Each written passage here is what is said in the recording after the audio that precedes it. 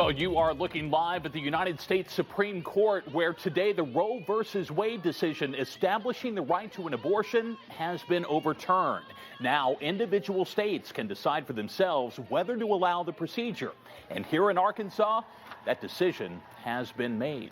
Well, good evening to you. Thanks for being with us tonight. We do have Team 7 coverage of today's historic decision with reaction from all corners of the state and the nation. We're going to begin tonight outside the Arkansas State Capitol, where our Brenda Lipinski is standing by with demonstrators who have gathered this afternoon. Brenda. That's right, Chris. So this event starts at 5:30, but people have already been trickling in. And right now, next to me, we have Julie McDonald, who's with the Progressive Arkansas Women's PAC. Now, Julie, this decision is going to impact millions of women across the country. Tell me, how are you feeling?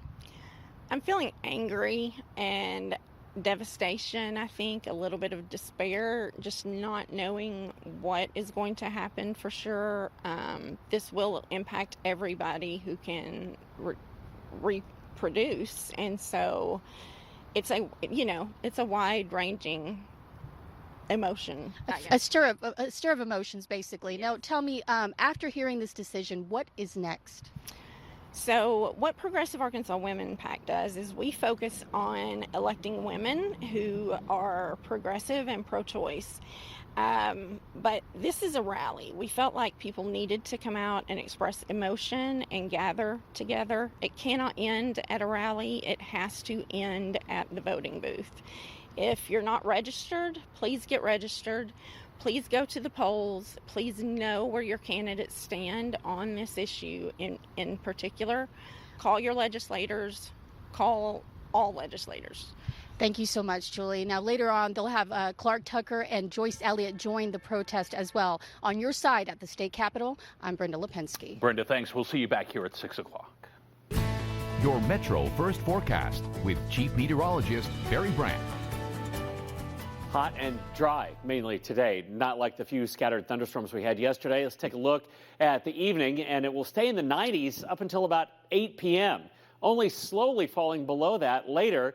I see a couple of showers around Fort Smith, one thunderstorm northwest of Harrison right on the Missouri line, and the rest of the state is dry, and we are hot. 95 at Russellville, Little Rock, 96 Hot Springs, 100 at Texarkana, and 99 at Queen. And the few clouds that we had in the sky earlier, they're gone off the Middleton weather cam. Mostly clear, and 74 the overnight low, followed by a 100-degree day tomorrow, tying the hottest day we've had so far this year.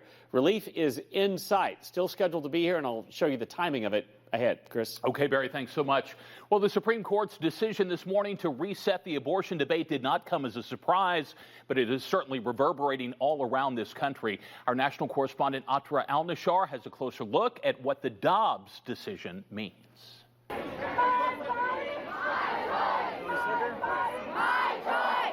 A majority of the Supreme Court ending half a century of precedent under Roe versus Wade. In their opinion, Justices Alito, Gorsuch, Kavanaugh, and Barrett rule the Constitution makes no express reference to a right to obtain an abortion. They argued that the right to an abortion is not deeply rooted in the nation's history and traditions, and therefore it's not a constitutional right. A criteria law professor Paul Collins at University of Massachusetts Amherst says has no precise definition. Chief Justice Roberts writes a concurring opinion he agrees with upholding Mississippi's 15-week abortion ban, but would not have overturned Roe. The majority opinion says other rights like right to privacy, contraception, same-sex marriage are not directly affected by the court's opinion. Justice Clarence Thomas, in his concurring opinion, says they should all be reconsidered. I think it's safe to say that those rights are under threat despite the language in the majority opinion. Justice Breyer, Sotomayor, and Kagan signing on to the dissenting opinion, one Collins describes as scathing. Ultimately, they conclude that this is really a raw exercise of political power by a conservative court that is going to take away women's reproductive autonomy, making them less than full citizens. As access to abortion is now left in the purview of states, a lot of women and girls are wondering what it means for them. Sky, you're from Virginia. Do you worry about losing access to reproductive care? Of course, all the time. Others celebrating. We're overwhelmed with happiness. We're so excited for it to go down to the states. Now that Roe is overturned, abortion bans in 13 states with trigger laws immediately going into effect. Another 13 are expected to follow. But enforcing those laws likely won't look the same everywhere and may even be difficult. More than half the country entering a new normal, one that existed before Roe v. Wade. At the Supreme Court, I'm Atrell Nashar reporting. Well, President Biden calls the Supreme Court's overturning of Roe versus Wade a tragic error and a sad day for the court and the country. And he says the fight is not over. He's urging Congress to codify Roe into federal law. My administration will use all of its appropriate lawful powers, but Congress must act. And with your vote, you can act. You can have the final word. This is not over. Well, the president also blasted the court for taking away a right that had been recognized for 50 years. He says that decision will have real and immediate consequences. Well, here in Arkansas, abortion is now banned with one exception: to save the life of the mother. The Arkansas Attorney General today certifying the so-called Arkansas Human Life Protection Act, which passed back in 2019. Our senior political reporter, Maureen Glisovic, joins us live now from outside the Capitol with more on that. Maureen. Well, Chris, as you mentioned, Arkansas lawmakers passed what's known as a trigger law, which it means if and when Roe v. Wade was overturned, it would take effect immediately. As we all know by now, that trigger has become a reality. Now, Act 180 bans all abortions except to save a mother's life in an emergency situation. There are no exemptions for rape or incest victims. And if medical professionals continue to perform abortions, they face up to $100,000 in fines or up to 10 years in prison. This law also bans over-the-counter medications such as Plan B, the morning after pill. Now, just hours ago, as you mentioned, Attorney General Leslie Rutledge certified the law with a signing ceremony. Also in attendance was Governor Asa Hutchinson and some lawmakers, including House Speaker Matthew Shepard. Rutledge describing this as a historical moment for Arkansas. I will always recall where I was when the Dobbs decision came down. And as the first woman ever elected Attorney General, and as someone who it took a long time for God to decide that it was time for me to be a mom, I can't wait for other women across Arkansas to have that same joy of seeing their child's face that maybe they would not have seen had it not been for today's decision. Personally, I'm grateful for the court's ruling today because I have fought for a number of decades for greater protections for the unborn throughout my political life. And as governor, I'm gratified by the court's decision because the people of Arkansas have declared the public policy of this state is to protect the life of the unborn. And I spoke with Senator Jason Rayburn, the author of Act 180. We'll hear from him next hour, him calling today a victory. Live in Little Rock, on your side, Maureen Glisovic. Okay, Maureen, thanks so much. We'll see you at 6. Other Arkansas political leaders also reacting to the Dobbs decision today. The 2nd District Congressman French Hill saying, quote, "As a man of faith and as a father, I have always and will continue to support policies that uplift families and value life. I am pleased with the Supreme Court's decision today that elevates life by affirming that there is no constitutional right to an abortion." Senator Tom Cotton says Roe was a tragic mistake, taking from the American people and their elected representatives a deeply moral question. The Supreme Court, he says, has finally corrected this mistake, and I highly commend the millions of Americans who toiled for years to achieve this great victory.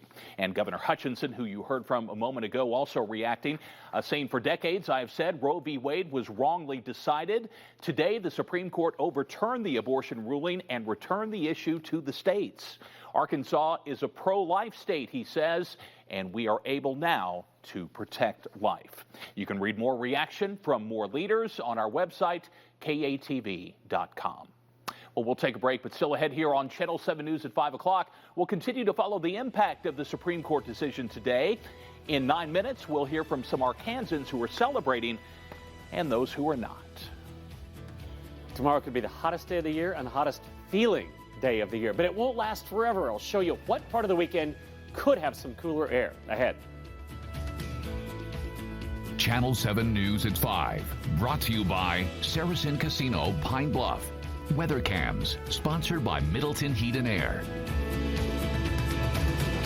From the weather team with the most experience, this is Chief Meteorologist Barry Brandt.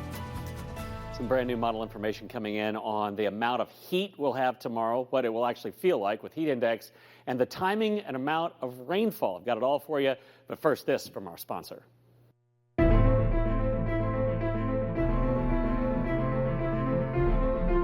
Make this summer one to remember with the Diamond Collection at Sissy's Log Cabin. From exclusive designers to one-of-a-kind treasures, you'll find the perfect diamond jewelry, all while enjoying the very best in service and experience, in-store or online. Make the diamond of her dreams come true. At the best prices guaranteed. Sissy's Log Cabin, because life's too short for ordinary jewelry. We had one day so far at 100 degrees. We'll have another one tomorrow, it appears. That's what all the models are kind of indicating. Some a little below that. It won't really matter. It'll feel like more than that. 96 on Sunday. That's before the front goes through. So you're saying, well, a front's going to come through on Sunday. Yeah, but before it, it's really going to be hot. It'll be later in the day that we start to see cooler air and temperatures for 3 days anyway that go back to the upper 80s with lower humidity, and that makes all the difference, right? So the heat index readings are going to be well over the heat advisory category or the criteria for Saturday, even touching it on Sunday before we get some cloud cover, some rain late in the day. And then it's going to be pleasant, a little bit of muggy on Wednesday as humidity starts back and other rain chances long term.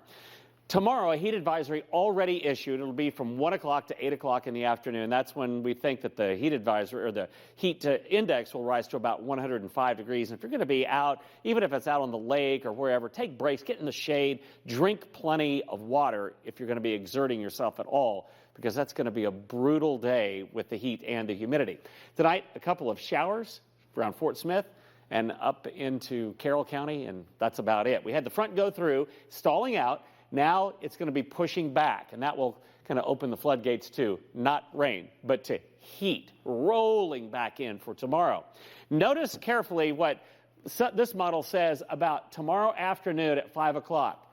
1 or 2 or 3 isolated showers somewhere, but don't count on it. There's nothing really to trigger these except just extreme heat and humidity. Somebody will probably get a downpour of rain. It will last about 10 minutes and be gone. And that's it. So we're looking at Sunday.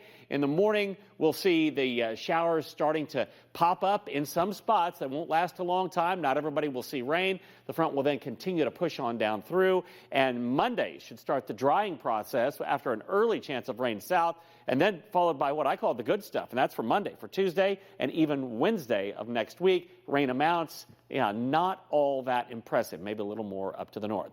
There's our Middleton weather cam. Looks like a fire off in the distance. Set it up around Mayflower. But otherwise, mostly clear. A stray shower at best early. I'm going to take that out probably. 74 the low, 100 for the high. Heat index 108. Yeah, that's high. And then on Sunday, our best opportunity for rain in a while, 40%. Early Monday, followed by 3 dry, comfortable days. And there are other rain chances in that long-term forecast, Thursday through Sunday of next week. Hopefully, those come to fruition. We're going to need rain, Chris. Okay, bring on the good stuff. We're ready for that. Barry, thanks very much. Well, after the break, we continue our coverage of the Supreme Court's decision today overturning Roe versus Wade. We'll hear from both sides of that contentious debate next.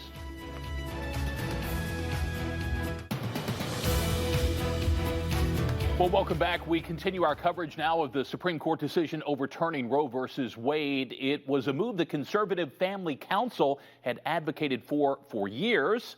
And today that group's leadership reacted. Channel 7's Kayla Christian was there, and she joins us now live from downtown Little Rock with what they had to say. Kayla.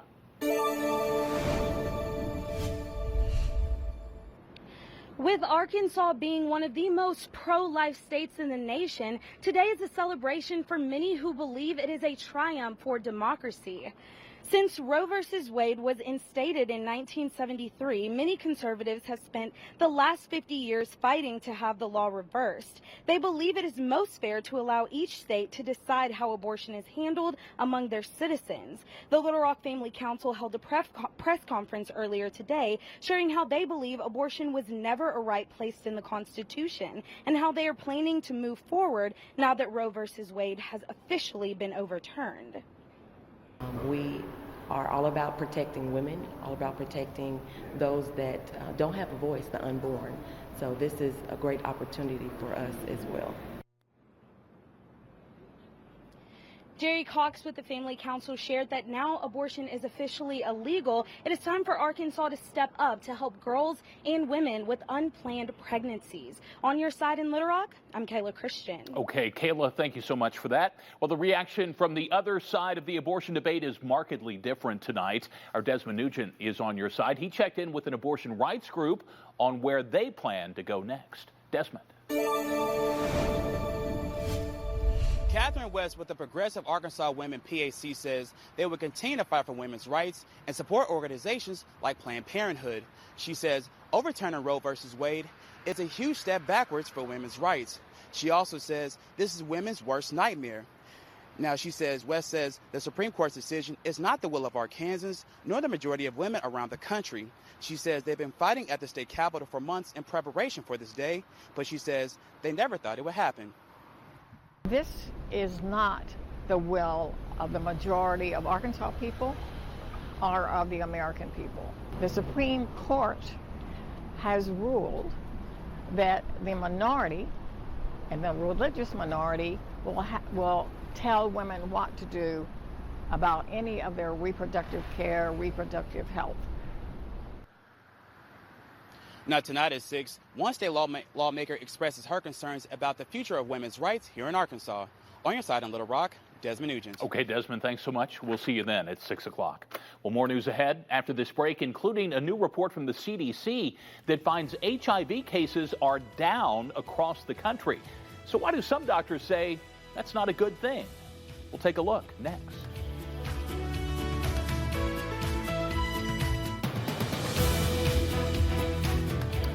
Monday is National HIV Testing Day, and a new report says in a pandemic, this may be more important than ever.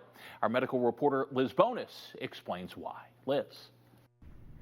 Hey there, hello to you. This new report shows a drop in new cases of HIV being diagnosed during the pandemic. And while usually this would be cause to celebrate, infectious disease specialists say in this case it appears it poses a new danger. The danger? Those who have HIV don't know it. I'm not convinced that HIV numbers are going down, but testing is going down. HIV researcher Dr. Carl Fichtenbaum is likely right. For years as an infectious disease instructor at Ohio's University of Cincinnati, he has tracked the trends. This newly released CDC report shows nationwide new cases of HIV dropped nearly 20% in the first year of the pandemic. Even before the pandemic began, the CDC estimated more than 1 million people were living with HIV in the U.S., and almost 1 in 6 were unaware of it. Now that number could be even higher. And so then the question is, will those missing people be transmitting to others because they don't realize they have it? I think there's a thought that if you had HIV, you would know it. I think what happens is you get sick with a cold or a flu, and you feel pretty bad. And given the fact that we've had a COVID pandemic, some people might even think they had COVID. Dr. Fichtenbaum says just as with COVID-19, people often recover quickly and feel better when the body begins to control the HIV infection. But the virus doesn't go away. It's still inside you, and you are still able to transmit it to other people. You're still contagious. The CDC now says all teens and adults 18 to 64 should be tested for HIV at least once in a lifetime, and those who have higher risk of exposure, including anyone who's sexually active with multiple partners, should be tested more often. I'm medical reporter Liz Bonus. Now back to you. Okay, Liz, thank you so much. We'll take a break and wrap up Channel 7 News at 5 right after this.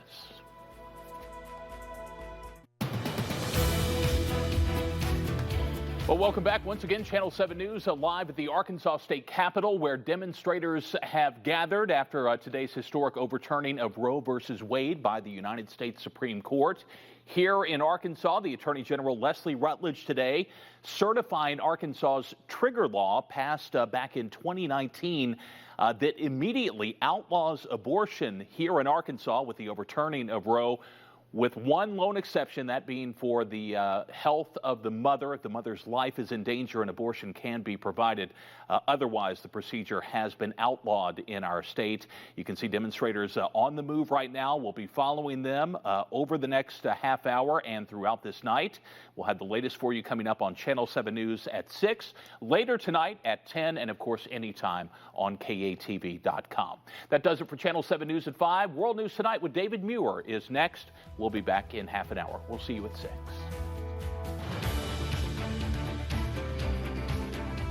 Politicians in Arkansas come from a variety of backgrounds. They're lawyers, doctors, teachers, and community activists. But never before have they counted a professional wrestler among their ranks, until now.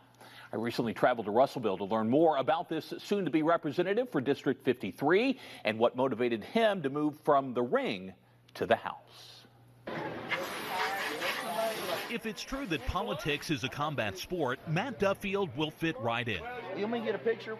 Get a picture with you? Sure. The newly elected state representative from Russellville didn't grow up watching Meet the Press. I started watching wrestling every Saturday night and got hooked on it. Hooked is an understatement. At age 15, Matt enrolled in a professional wrestling school in Logan County. By 17, he was promoting matches and escorting wrestlers to the ring as a manager. The first night in, I had a bottle thrown at me, and so they thought I had a pretty good knack for it at that time. His first match as a professional happened in Ozark. He was 21. Wrestling under the stage name Matt Riviera, he became better known as the Lover Boy. How would you describe your style in the ring? Old school. I tried to be as old school as possible. Our job is to provide a release to those people that are there. Fans will show up and they'll throw their hard-earned money to have that experience and buy that ticket. Here's the deal. There's a new world. Matt Riviera's leading it. For a young man who loved pro wrestling, the career was all it was cracked up to be. He was the center of attention, keeping fans on the edge of their seats and competing with the best in the world. What's your most memorable match? Ooh, I'd say definitely my steel cage match against Jerry the King Lawler. The King back in the Lover Boy into the turnbuckle and a shot to the midsection. That was it. To have a match with the King, a WWE Hall of Famer like that, that was really neat. But the lifestyle also took a toll. Matt remembers the long drives, the unremarkable locker rooms, and the physical demands of performing. And they say the biggest enemy to a pro wrestler is adrenaline. Because once you get in the ring, you don't feel anything at all, but you definitely feel it after. The worst injury I had was actually when I bit my tongue. I know that sounds kind of wimpy, so to say, but I couldn't eat solid food for about 2 or 3 weeks, and that was a tough one. I mean, Arn Anderson? Or yep, Arn Anderson. And so, at age 38, armed with a lifetime of wrestling memories, Matt called it a career and immediately began to look for the next big thing. My friends and I actually kind of sat down, some of my buddies, and made a list. Well, what's next? And so we thought, what about politics? I'm Matt Duffield, and I'm ready to be your next state representative. The timing was perfect. Russellville State Representative Dr. Joe Cloud had announced he was not seeking a new term. So Matt threw his hat in the ring. My friends and I knocked on over 3,000 doors, and I knocked on as many as I could and talked to as many folks, and I just simply said, hey, I'm running to be your state representative. What could I do for you? What would you like to see done yourself or see done for this area?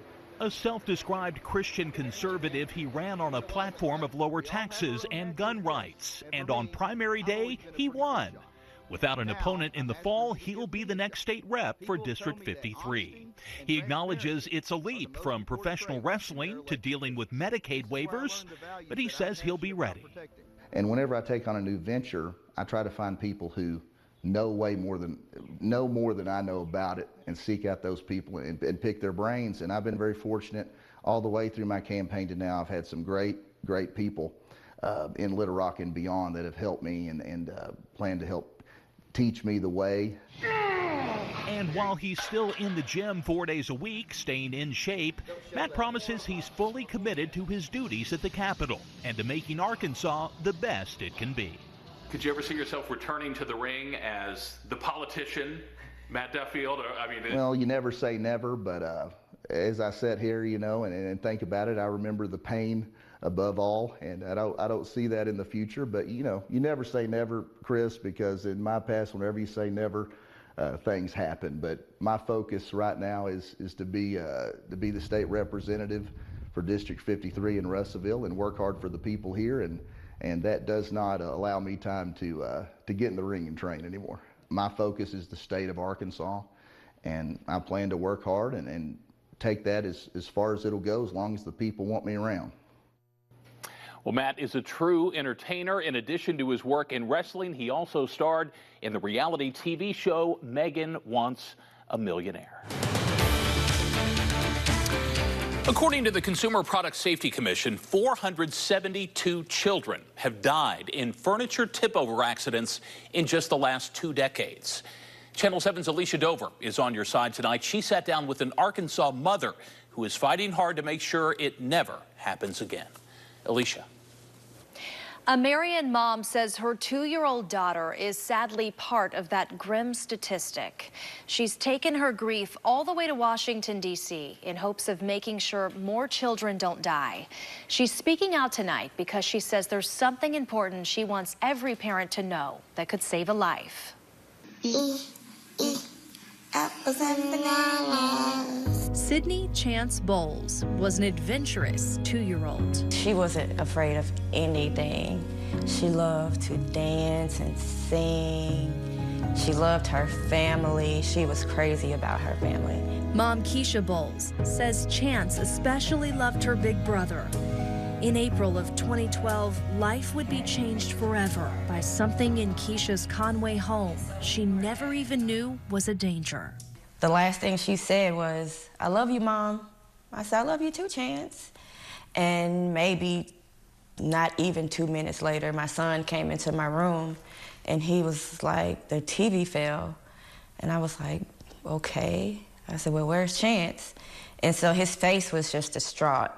And so I ran into the room and I saw her underneath the dresser, and apparently the TV had hit her too.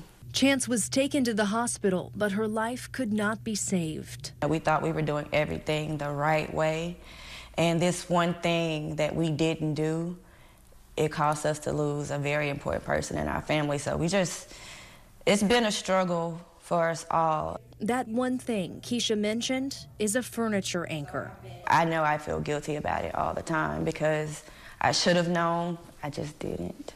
Hope Mullins, director of Arkansas Children's Injury Prevention Center, says it's less than $10 and takes about 10 minutes to install. On a furniture anchor, most of them have a similar design to this, where you have a piece that mounts to the wall and then a piece that mounts to your furniture, and then you can tighten it down based on the length of space you need between the wall and your piece of furniture. Mullins says across the U.S., 2 kids every hour come into the ER for furniture tip-overs. And tip-overs kill about 20 kids a year across the country. In our emergency department here, if kids are coming in from furniture tip-overs, routinely those injuries are to brain injuries, the head, face lacerations, broken limbs, arms and legs, and then even some crushing on the torso. Keisha says if you think your child isn't old enough or that it won't happen to you, don't wait. Installing an anchor could save their life. I'll never see Chance past 2. I see her friends growing up, and it's so hard. You don't want to go through that. So just go ahead and do what you have to do. Following her daughter's accident, Keisha started Another Day, Another Chance, where she's made it her mission to educate parents. She also began connecting with other parents online whose children were victims of furniture tip-overs. We have a really strong community, and we just clicked. She clicked with parents like Brett Horn, who lost his son Charlie in a tip-over accident. Together, they formed Parents Against Tip-Overs, fighting for manufacturers to be required to pass stricter testing standards and ultimately make safer products. Unfortunately, what the current standard does not address is real-world situations. Multiple drawers open at once, dressers placed on carpeting. It doesn't account properly for the weight or the dynamic force of a child, which may be pulling or climbing on top of the dresser. The group has been lobbying in Washington for the passage of the Sturdy Act, which would raise mandatory testing standards. They've already convinced the Consumer Product Safety Commission to raise its standards, but the Sturdy Act would cement new standards into law. It means that her voice is still being heard. It means that she's still doing great things, and hopefully she's proud of all the work that I've done. The Senate just passed the Sturdy Act. The bill now heads back to the House for final approval, hopefully by the end of the year. Alicia Dover for us tonight. Alicia, thank you. Parents Against Tip-Overs was featured in a documentary series called Broken about how negligence related to consumer products can result in dire outcomes. You can watch that on Netflix. You can also go to parentsagainsttipovers.org to see more of what Keisha and those other parents are working on. Baseball, it's America's pastime, but it's also big business, even at the minor league level. And tonight, a business dispute is throwing the future of the Arkansas Travelers into question. We recently sat down with the key players trying to negotiate a deal to extend that team's run at Dickey-Stephens Park in North Little Rock. Arkansas has a rich baseball history, home to Hall of Famers like Lou Brock, Brooks Robinson, and Dizzy Dean. Even Babe Ruth hit some home runs here in Hot Springs, widely regarded as the birthplace of spring training. But nothing and no one has drawn more Arkansas baseball fans out to a ballpark than the Arkansas Travelers. They've been around for well over a century now, and I certainly enjoy coming and watching them. My grandfather used to take me to the games over at the old Ray Winder. And Travelers, it's just, it's Little Rock. It's our home team. But for how much longer? Trav's Executive Vice President and CEO Rusty Meek says the team is at a crossroads. Major League Baseball is requiring its minor league facilities meet new standards. And to do so, North Little Rock's Dickey-Stephens Park needs major upgrades. We have to have them done by 2023. So we're less than a year away when we have to have all these upgrades in place for Major League Baseball. They include new clubhouses and training rooms, new facilities for umpires and female athletes, new lights, a new field, upgraded Wi-Fi, and more. These improvements to the ballpark are mandatory and they're expensive. The price tag, about $5.6 million. And currently there's a dispute over who should pick up the tab, the city, which owns the park, or the team that calls it home. Right now we're telling the city this is on them. We've put a whole lot of money into this ballpark since we've been here. And so it's not that we're not willing to do anything. We just feel that these bigger upgrades and to, additions to the facility itself should be on the owner of the facility. Me, I like baseball, and I'm going to make sure it happens. It's just how we pay for it. North Little Rock Mayor Terry Hartwig played a key role in convincing the Travelers to cross the river 15 years ago. He acknowledges the team helped revitalize the city's once quiet Main Street that's now teeming with shops and restaurants. Still, he points to the Travs' lease with Dickey-Stephens and its requirement that the team pay for all maintenance and repairs. By contract, I've got obligations that I have to fulfill with the city of North Little Rock. Chris, I'm the mayor of the city. If I don't do those things, I'm in trouble. The mayor says the city is willing to replace the field at Dickey-Stephens and install massive containers outside the park to collect water from the Arkansas River, which has caused chronic problems with sinkholes in the outfield. But for now, that's all. As the mayor of this city, have to live by a contract that was done in 2007. And right now, the city's contract, my city attorney says that, yes, we should repair the field and give them a new field, which is about $7 million total. To the Travelers, that commitment falls short. The team continues negotiating with the city, but without a deal, we will probably be asked to find another facility to play in that's in compliance with Major League Baseball standards. We will do everything we can to keep baseball in Central Arkansas, for sure. And so if we need to look at going to a different city in Central Arkansas, we will do that. Because we want to keep baseball here in Central Arkansas. The team's lease with Dickey-Stephens runs through 2026, so even in a worst-case scenario, there will be baseball in North Little Rock for years to come. But the idea of losing the Travelers at any point is tough for fans to accept. I think it would hurt our community.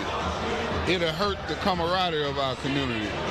again, it's been around here forever, so I think it's a staple. It should remain here. I don't want to go anywhere, but on the other hand, I owe the city of North Little Rock responsibility to spend the money correctly. Mayor Hartwick remains optimistic a deal can get done, but he admits he's considered a future for Dickey-Stevens Park without the Arkansas Travelers. Have I thought about it? Yes. There's events that could come to that field that the city owns. Do I want that to happen? No, but just sit there and say it would just sit there, that would not happen, without a doubt. There would be other events, other locations, other opportunities for people from other parts of the state to come in, and we would make good use of it. Now, Beth, if the Travs were to leave for another Central Arkansas location, places like Hot Springs and Conway have been bandied about, but the team insists they've not explored any other destinations. Both sides really seem to want to get a deal done in North Little Rock, so we'll see what happens. Let's hope they do. Keep us posted. No doubt about it. Yeah.